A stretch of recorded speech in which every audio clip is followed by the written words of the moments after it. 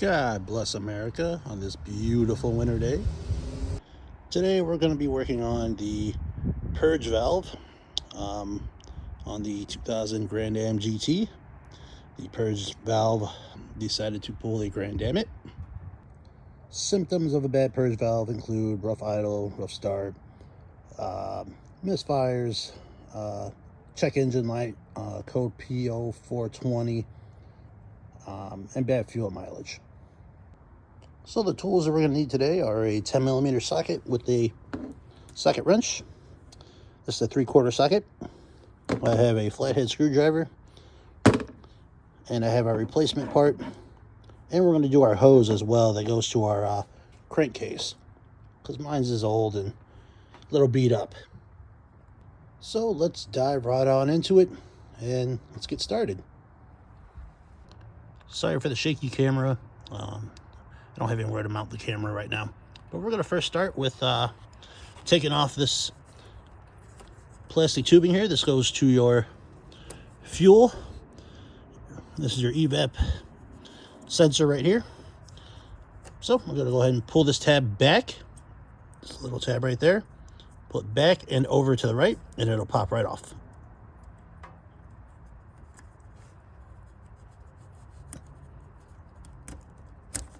Just like that. Just move it out of the way, kind of. Just be careful not to break it. They are plastic, cheap, and brittle. The next thing we're going to do is unplug it. There's a little plug right here.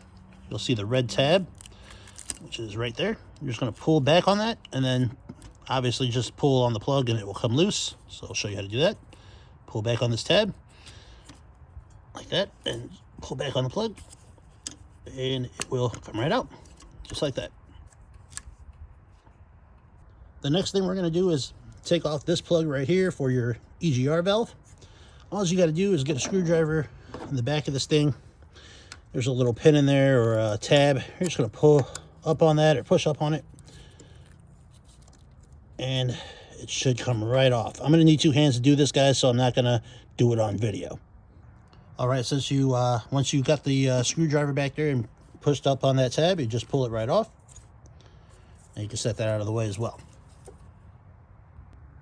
All right, guys, next thing we're going to do is take off our PCV valve.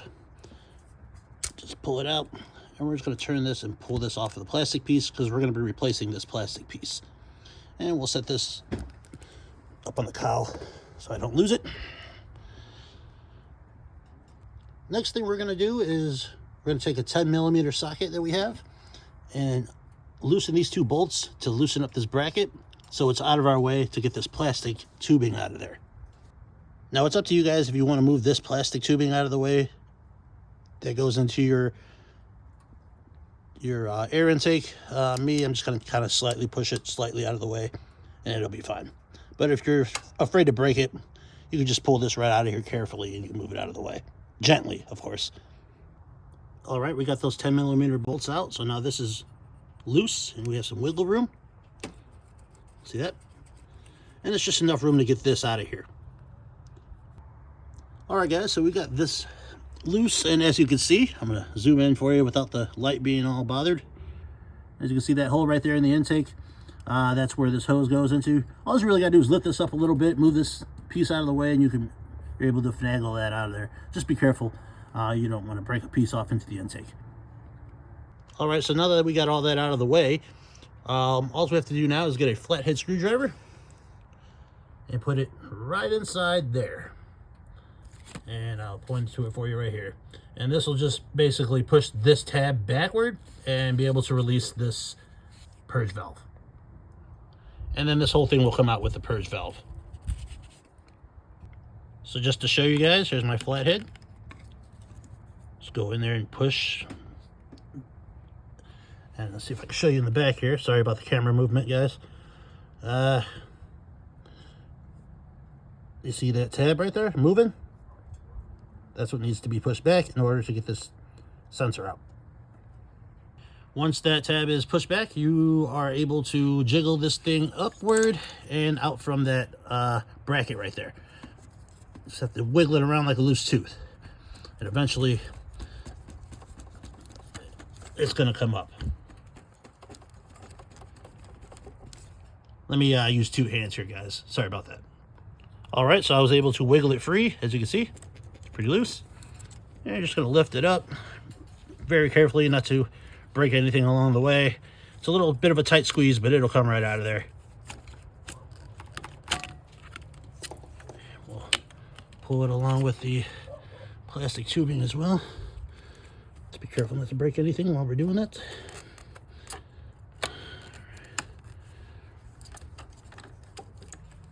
Okay. And there we have it. The whole thing is out. All right, guys, and just to put it back on, it's pretty much the same concept, except everything is in reverse. So with the plastic hose that I'm replacing, guys, because I forgot to mention, even though it's in reverse of what everything I just did to put the purge valve back on, this is different because I took the whole piece off with it. So the only difference is we're going to hook this up to right here where that rubber piece meets your evap sensor, and that's it. And then, of course, we lift this piece up right here, get it out of the way, and this will go right back into that hole in the intake. All right, guys, as you can see, got the plastic hose back on there, and it's connected. So we're going to go ahead and plug in the EGR valve. But before we do that, actually, let me go ahead and bend that tab back. Let's do it the correct way. Let's bend this tab back on the evap sensor here. We'll just push it back in there if we can. It's no big deal. It's not going to come out or anything, but just to do it the correct way, we'll just push it back in there. Good enough. Okay, we'll go ahead and plug our EGR back in. There we go. Plug our evap back in. It should just click on there, guys. Remember, pull this tab, push it back on there. And there you go. You click right in, and it locks it into place as well. And then we will plug in our EGR, or I mean our evap, sorry. And that will click as well.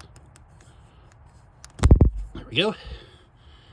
And we're just gonna make sure everything's hooked up correctly, and we'll put these bolts back in.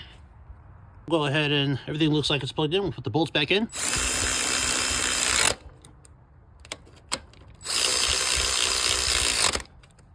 And last but not least, guys, we're going to put in our PCV valve. It just goes on the tip right here. Very carefully so you don't break it. Very fragile plastic piece. I'm going to turn it back into the crankcase or valve cover. Push it in, and we're good to go. And that, guys, is how you change your evap sensor on your Pontiac Grand Am GT 3400 motor V6.